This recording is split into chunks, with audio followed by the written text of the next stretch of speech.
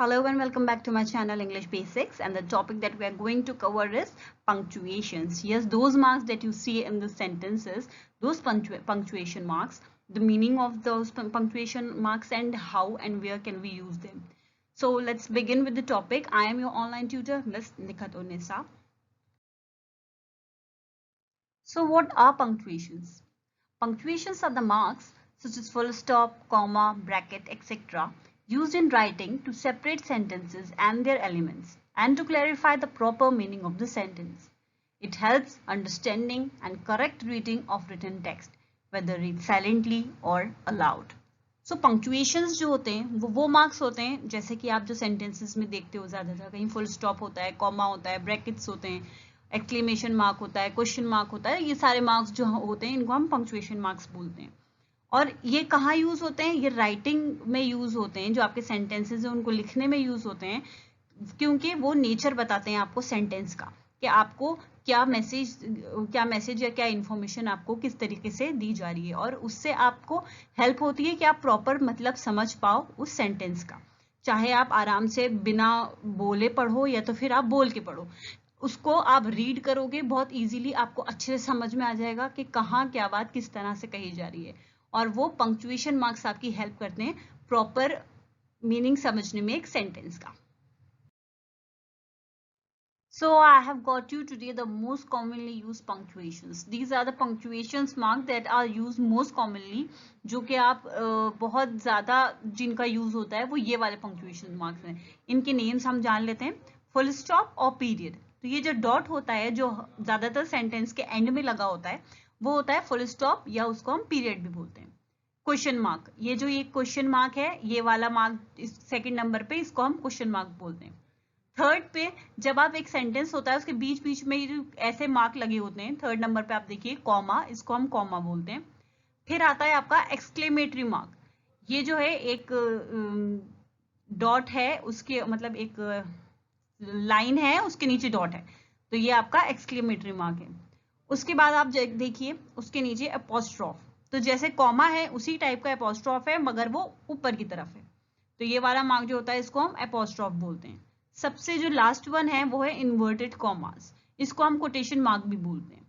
तो ये हैं आपके मोस्ट कॉमनली यूज पंक्चुएशंस जो कि आप नॉर्मली बहुत यूज भी करते होंगे, और आप जो है आपके डेली लाइफ में आप जहाँ कुछ अगर न्यूज वगैरह पढ़ते होंगे या तो फिर कोई आर्टिकल या बुक वगैरह पढ़ते होंगे तो ये सबसे ज्यादा यूज होने वाले पंक्चुएशन मार्क्स हैं. So the first one is full stop और अ पीरियड. ठीक है, जो आप डॉट देख रहे हैं इस डॉट को हम फुल स्टॉप बोलते हैं या पीरियड बोलते हैं. अब इनके यूजेस कहाँ कहाँ होते हैं? Used after abbreviations and initials of the names. Example Feb, ये फेब हम काय का एब्रीविएशन है? February. USA, United States of America. A B Vajpayee, Atal Bihari Vajpayee, etcetera. So जो फुल स्टॉप है या तो पीरियड है ये एब्रीविएशन के बाद या इनिशियल्स के किसी नेम के इनिशियल्स के बाद यूज किया जाता है. जैसे फेब है, यूएसए है, ये एब्रीविएशंस हैं. इसके बाद आप देखिए ए बी वाजपेयी, ये इनिशियल्स के आगे डॉट यूज कर रखा है, A dot B dot Vajpayee. तो जो डॉट से आपकी ये फुल स्टॉप या इसको हम पीरियड भी बोलते हैं. सेकेंड इसका यूज है use after fractions, amounts, time and date. Example देखिए आप यहाँ पे $5.20, तो यहाँ पे हमने अमाउंट में यूज किया है, डेट में यूज किया है 28.4.2020, तो ये आपको डेट बता रहा है. और फिर आप टाइम में देखिए P.M., इसमें आपने यूज किया है. तो दिस फुल स्टॉप और period is also use after fraction, amounts, time and date. उसके बाद लास्ट यूज इसका देखिए use is the end of affirmative sentence.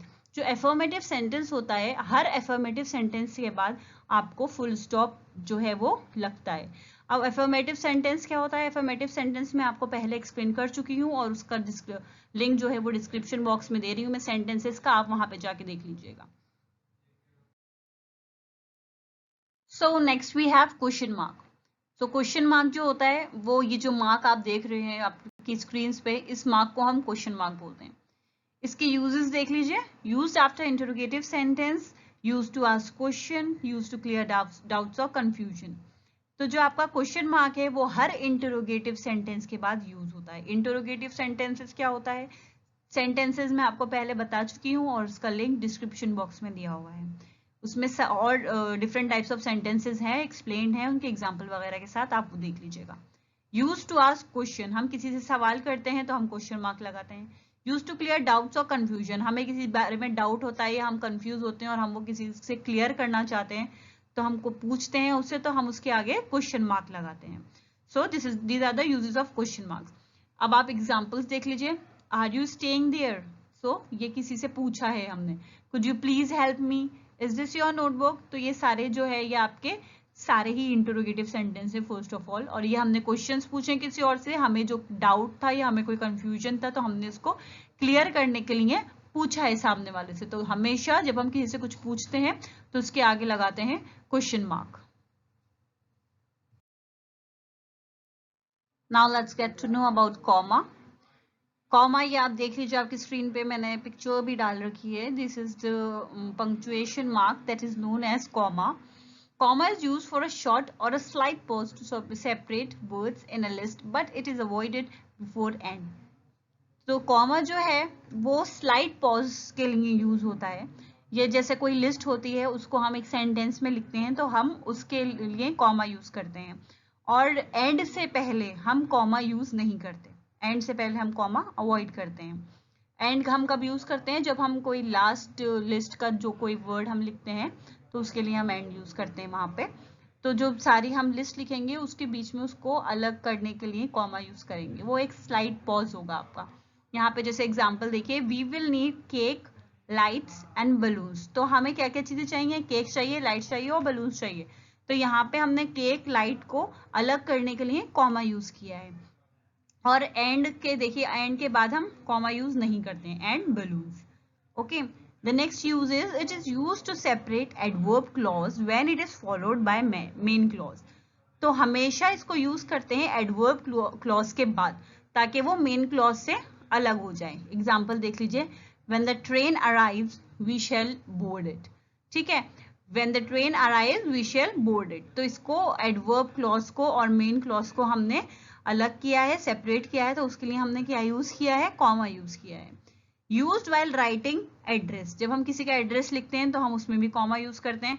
जैसे हम उसका हाउस नंबर बताएंगे, स्ट्रीट नंबर बताएंगे, उसका लोकेलिटी बताएंगे, सिटी स्टेट बताएंगे, तो उसके बीच में हम उनको कैसे अलग करते हैं, कॉमा से अलग करते हैं। यहाँ पे एग्जांपल देखिए, LT dot general AK Chopra, 50, Arun apartments, new Delhi. ठीक है, तो ये हमने इसकी स्ट्रीट और हाउस नंबर और नेम ये सब अलग करने के लिए कॉमा यूज किया है। And last, used while writing dates, हम डेट्स लिखने में भी कॉमा यूज करते हैं। एग्जाम्पल है यहाँ पे, लेकिन ये डेट का फॉर्मेट ये वाला होगा तब इसमें कॉमा आएगा। जो नंबर्स वाला था उसमें हम डॉट या फुल स्टॉप लगाएंगे, फुल स्टॉप पीरियड, वो मैं आपको पिछले वाले में बता चुकी हूँ, डॉट वाला, फुल स्टॉप वाला आई मीन। तो ये वाला फॉर्मेट है डेट का, अप्रैल 28, 2020, तो इसमें आएगा आपका कॉमा। और जो दूसरा फॉर्मेट है आपका 28 डॉट फुल स्टॉप 04.2020, तो उसमें आपका फुल स्टॉप या पीरियड आएगा। तो ये फॉर्मेट पे डिपेंड करता है कि आपका कॉमा आएगा या फुल स्टॉप आएगा। So these were the uses of comma. Now we will get to know about our third punctuation mark, that is exclamatory mark. Again, you can see on your screens the image of exclamatory mark. This is the one that is known as exclamatory mark. So what are the uses of exclamatory mark? Used after exclamatory sentences and interjections, the word and sentences expressing emotions such as joy, sorrow, surprise, pity, pray, etc. So exclamatory mark जो होते हैं वो हमेशा exclamatory sentence के बाद use होते हैं, ठीक है, और interjections के बाद यूज होते हैं। वो वर्ड्स और सेंटेंसेस होते हैं जिसमें इमोशंस एक्सप्रेस किए जा रहे हों। जैसे कौन से इमोशंस हैं आपके, खुशी के हों, दुख के हों, सरप्राइज के हों, किसी पर रहम के हों, प्रे के हों। So these any emotion when you express in any through any word और in any sentence, so what you will, which punctuation mark will you use? You will be using exclamatory mark. Examples देखिए, hurrah, we won the match, तो यहाँ पे happiness है, खुशी, hurrah. उसके बाद next है I got hurt, ठीक है, कोई लग जाती है तो उसे बोलते हैं I got hurt. Third one, what a pretty child, I mean it's like amazing, तो ये इमोशन एक्सप्रेस किया है इस वाले सेंटेंस में।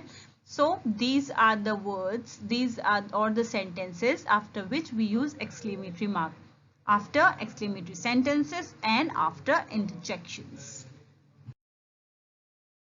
Okay, now let's move towards the apostrophe. Again, you can see the image on your screens. This mark is known as apostrophe.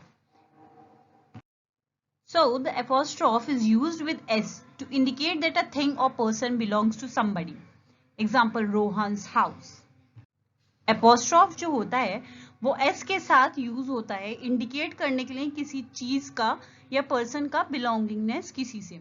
जैसे यहाँ पे देखिए रोहन्स हाउस, तो हम बता रहे हैं हाउस किसको बिलोंग करता है, रोहन को, रोहन का घर, तो इसमें आएगा रोहन्स हाउस. यहाँ पे रोहन की चीज है वो रोहन को बिलोंग करती है, तो हम रोहन के बाद एपोस्ट्रॉफी एस लगाएंगे. इससे ये इंडिकेट हो रहा है कि ये जो हाउस है ये किसका है, रोहन का है, रोहन को बिलोंग करता है. Not used in case of non living thing, लेकिन नॉन लिविंग थिंग के लिए नहीं लगाएंगे. जैसे टेबल्स बोर्ड ऐसे नहीं लगाएंगे, द बुक्स प्राइस नहीं, हमें लिखाएंगे इस पे क्या, इसको हम कैसे बोल सकते हैं, द बुक्स प्राइस नहीं बोलेंगे, the price of the book बोलेंगे. तो नॉन लिविंग थिंग में हम अपोस्ट्रोफी एस यूज नहीं करेंगे, लिविंग थिंग्स के लिए ही यूज करेंगे सिर्फ. And the letters that are omitted are represented by apostrophe while writing contracted form. जैसे यहाँ पे है I'll, I apostrophe S double L, तो ये काय का आपका वर्ड है, ये है आई विल. ठीक है. वोंट, वोंट कौन सा है, वुड नॉट. इजंट, इज वो sorry it isn't, I T apostrophe S. Is it, it is, it is. तो यहाँ पे आपके जो मिसिंग वर्ड्स हैं, मिसिंग लेटर्स हैं, सॉरी लेटर्स को ओमिट कर दिया गया है कुछ, और वहां पे उनको क्या रिप्रेजेंट कर रहा है, एपोस्ट्रोफ जो है उनको रिप्रेजेंट करता है when ever you right these words in a contracted form. ये इसके एग्जाम्पल्स आपको नीचे दिए हुए. कभी कभी टंग ट्विस्ट हो जाती है, सॉरी फॉर दैट, पिछले वाले में थोड़ा सा हो गया था, it's okay, ignore. Okay, now the last one that we have is inverted commas. तो inverted commas जो है इनको हम quotations भी बोलते हैं, quotation marks. Also known as quotation marks, used to enclose words and punctuation when something is said directly by someone. For example, she shouted, "We have to win." तो quotation marks जो होते हैं या inverted commas होते हैं वो ऐसे words को एनक्लोज करते हैं जब हम बता रहे हो कि ये सेंटेंस जो है डायरेक्टली किसी ने कहा है. तो हम डायरेक्टली जब वो सेंटेंस बताते हैं या बोलते हैं तो हम इन्वर्टेड कॉमास यूज करके वही सिमिलर वर्ड्स यूज करते हैं. जैसे वो चीखी, शी शाउटेड, एंड क्या चीखी वो, वी हैव टू विन. तो ये किसके वर्ड्स हैं, वो डायरेक्टली उनसे कहे गए वर्ड्स हैं जो यहाँ पे इंडिकेट शी को कर रखा है. तो हमने डायरेक्टली उनके ही वर्ड्स बोले हैं, तो हमने इन्वर्टेड कॉमास में करके बताए हैं. तो इसमें समझ में आ रहा है जो ये वर्ड्स हैं और ये जो सेंटेंस है ये किसने बोला है, उसने बोला है, he shouted. Used to enclose name of books, poems, essay etcetera. तो जो बुक्स के नेम्स होते हैं, पोएम्स होती हैं और एसेज होते हैं, इसी टाइप के जो और पीस ऑफ वर्क्स होते हैं उनको हम इन्वर्टेड कॉमास में लिखते हैं. एग्जाम्पल है इसका, I have read tales from Shakespeare. तो tales from Shakespeare is a name of the book और द पोएम.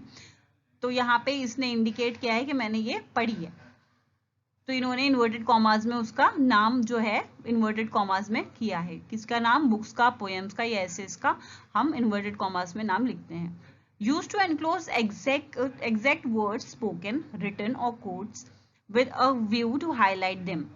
तो हम कुछ जो वर्ड्स होते हैं या तो कोट्स होते हैं, हम उनको हाईलाइट करने के लिए उनको हम इन्वर्टेड कॉमास में कोट करते हैं, एनक्लोज करते हैं.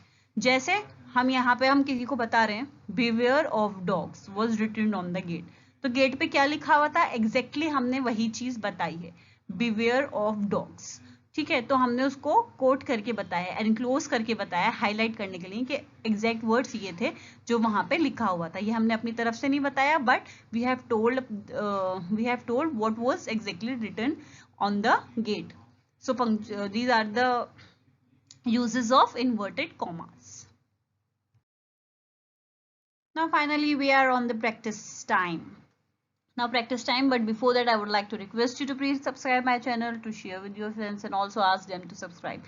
Subscribe कीजिए मेरे channels को. अगर आपको कुछ suggestions देना है तो please comment कीजिए comment box में. अगर आप चाहें तो लाइक भी कर सकते हैं प्लीज़, और शेयर कीजिए अपने फ्रेंड्स वगैरह से, और जिनको आप जानते हैं जो इंग्लिश सीखना चाहते हैं या जो इंग्लिश पढ़ भी रहे हैं, तो ये आपको जनरली भी बहुत यूज़फुल रहेगा आपके एग्जाम्स वगैरह के लिए, स्कूल्स में स्पेशली। यहाँ तक कि 12th क्लास तक ये जो छोटे छोटे से आपके ग्रामर्स के पार्ट्स हैं, ये सब आते हैं हमेशा यूज़ में। कॉम्प्रीहेंशन हो या कुछ भी हो, आपको 12th क्लास तक भी यूज़ होते हैं। Even in your graduation first year वगैरह में भी आपको जनरल इंग्लिश आती है, उसमें भी यूज़फुल रहेंगे। तो प्लीज़ सब्सक्राइब कीजिए, शेयर कीजिए सबसे, और सबको बोलिए सब्सक्राइब करने के लिए। I would like you to please again support me. So the practice time is here, and I have a question for you. What you have to do, you just have to put the punctuation marks on these 6 sentences. So these are the 6 sentences. Arrange them, put the punctuation marks. सही से इनके कहाँ कहाँ कौन सा punctuation mark आना है उनको आप कीजिए, practice कीजिए. And thank you so much for watching my video. Take care everybody. Best of luck for your exams, for your studies. अच्छे से प्रिपरेशन कीजिए. ये टाइम ऐसा ही चल रहा है थोड़ा, तो घर में रह के भी आप लोग पढ़ाई कीजिए, पढ़ाई पे थोड़ा फोकस कीजिए. इतना मुश्किल नहीं है कुछ भी, थोड़ा थोड़ा प्रैक्टिस करने से आपका सब कुछ हो जाएगा. Don't worry and stay at home, stay safe and take care. And also please subscribe.